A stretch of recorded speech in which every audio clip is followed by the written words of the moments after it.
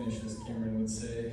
I'm glad Father said tears are good, so if y'all wouldn't mind humoring me and just shed some alongside me. Good afternoon, everyone. My name is Carey Clark. I'm sure most of you know me, but I am Cameron's older brother. Before I proceed, I'd just like to take a moment to thank all of you for being here. Thank you again, just to the Hostleys, Caitlin, Abby, everyone for opening up their home, and thank you to everyone that played a part in making last night so special for my family. That meant a lot. On behalf of my family, we're grateful for all the love and support we've received during this time. Losing my sister many years ago was a gut-wrenching experience, and we did not think we would be back here again with you all, most of whom were here with our sister Coralie all those years ago.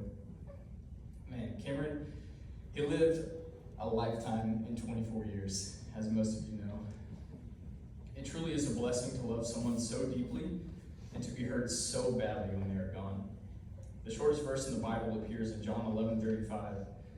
Jesus learns that his friend Lazarus has died, and the verse says, Jesus wept. I did not understand the weight that those two words held until this week. Cameron was born on February 5th, 2002. My mom recalls his big blue eyes at the time just staring up at her. In elementary and middle school, he took a liking to basketball among other sports. Following in the family tradition, he became an all-star on the court. In high school, he developed a passion for wakeboarding, spent countless hours on the lake honing his skills. From there, Cameron attended Texas A&M University, where he double majored and earned his master's degree. Who knew Cameron was so smart? Cameron rushed to fraternity in his freshman year and would go on to make bonds with his fellow fraternity brothers as strong as blood. Following his master's year, Cameron moved to Houston, Texas, where he spent his final months. Funny enough, Cameron moved into the apartment complex right next door to where my wife Maddie and I live. There have been a few nights where I would be driving home late from the hospital and see him driving down the street, windows down, car loaded, just jamming with his friends. We would stop and hold up traffic to say hi. I thank God for the times we had these last few months. Growing up, Cameron's life was full of change. As our mom moved to Boston to be with my sister and my father worked, we spent a lot of time together. We would make numerous cushion forts, run around in the backyard pretending to be Spider-Man, play too much Lego Indiana Jones on the Wii and backyard football, and even play foosball until our hands hurt.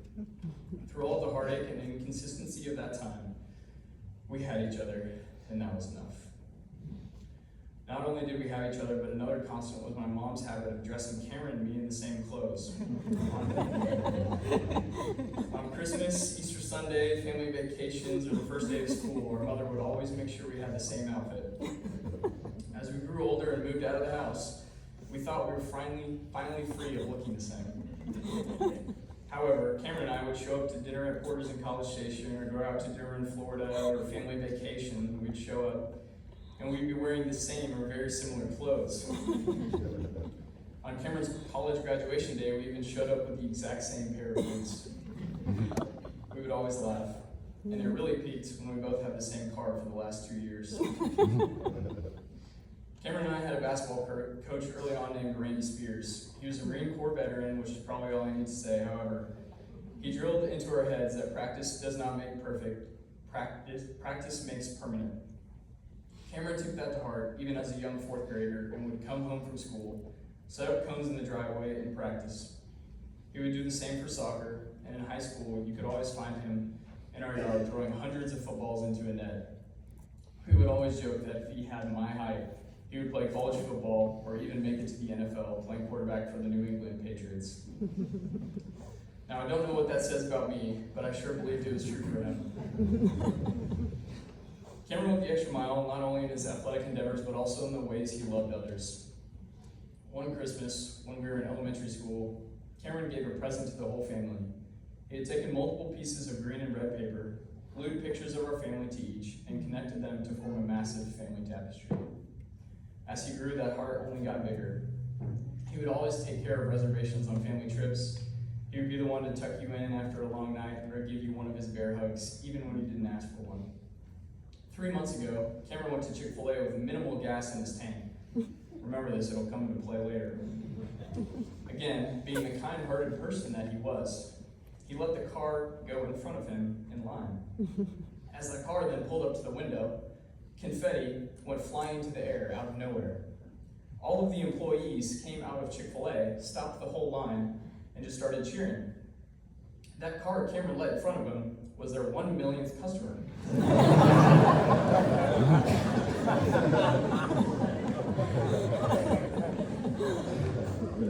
Their meal was free, and they received a $500 gift card. All Cameron could do was laugh as he took in the fact that he was one car away from receiving that award. I remember he called me and we laughed about it. This past Easter weekend, last weekend, Cameron surprised my family by driving here to Tyler after an 80-plus hour work week. On Easter Sunday, the last time I saw my brother alive.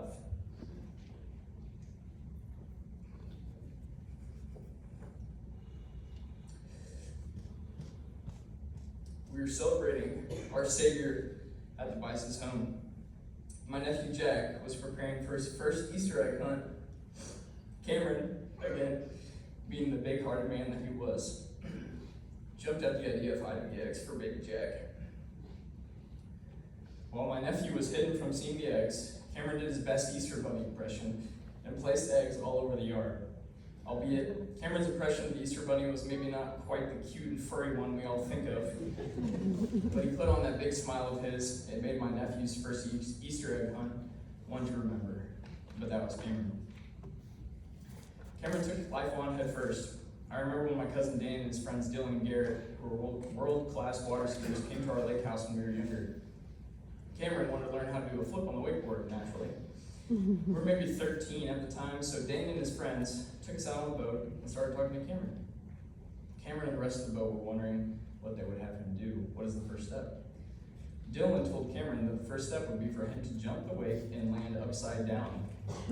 The thought being that you need to experience what it feels like to fall hard so you will not be afraid. Sure enough, without hesitating, Cameron went full speed into the wake, jumped into the air, turned upside down, and landed with a big splash as the whole boat gave the classic lake grimace. However, when we brought the boat back around, all Cameron said was, "Okay, what's next?" He was afraid of nothing, but that was Cameron. The lake is where Cameron was truly himself. He always had a big smile and would do anything for just one more run. He loved being with his friends on the boat, just listening to music and taking advantage of any good or not so good water that was found. It was hard not to be in awe as he flipped and spun effortlessly over the water. Even when he would fall hard, he would get right back up. One time at a wake park, he fractured his orbital bone around his eye. He took some rest, chalked it up to a headache, slept on the floor that night, and kept going. He would later have reconstructive surgery of his facial bones, receiving a plate and screws to put his eye socket back together. But no matter the pain he was in, you would never know. His smile seemed larger than life. Not only was his smile larger than life, but so too were the experiences that he had.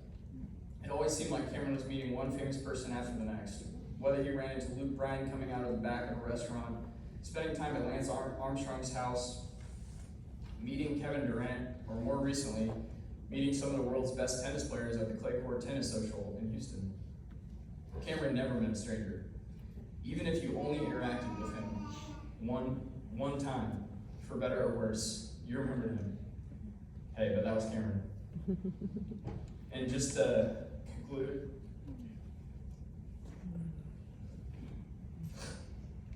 Cameron, he was the best man in my wedding. And he gave me, apologies, Father, one hell of a best man speech. I thought it would be only fitting for me to do the same for him. Ironically, a couple months ago, I was home and I saw that tapestry that Cameron made, and I started a notes page on my phone. Started adding stories to it for his wedding. Didn't know I'd have to use that now. Oh, Cam, or Cameron Lee, as my mom calls you. She has this funny thing about using our middle names when she's frustrated with us. I would always laugh when I heard her say, Cameron Lee, in quite a stern tone, and hear your footsteps running down the hall.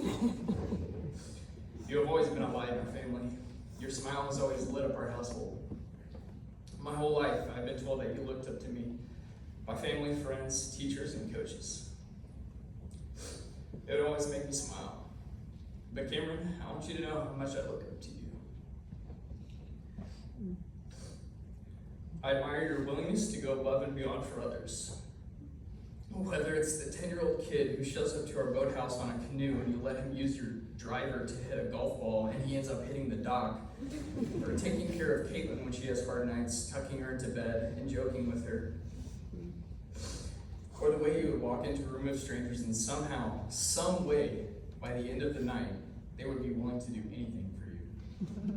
Or when you were in Italy and all of a sudden you became the best bartender that that bar had ever seen. Cameron, you loved so hard. One memory of our mutual mischievousness that I will always cherish is when we caught a bunch of fish from the lake and put them into our pool just so we could swim around and catch them again. After getting all the fish out and putting them back in the lake, we thought we were super slick and got away with it. However, a few weeks later, algae grew in our pool, giving our parents a headache as they tried to clean it up. Now, back to that day where you let the customer in line at Chick-fil-A go in front of you. Right after leaving Chick-fil-A, again, minimal gas, Cameron called me. He explained that he had run out of gas on one of Houston's busiest highways and needed assistance. Great. I was preparing for my medical school exam, which I had in about an hour. However, Cameron, you needed me. So we jerry-rigged a way to keep the gas tank open, and while you made sure no cars hit us, I poured the gas in your car. It was one heck of a scene as cars screamed past us, our hair blowing with each pass, and Cameron just out there waving his hands. It is memories like these that I will always cherish. And no matter what happens, no matter how many times you break down on the side of the highway of life,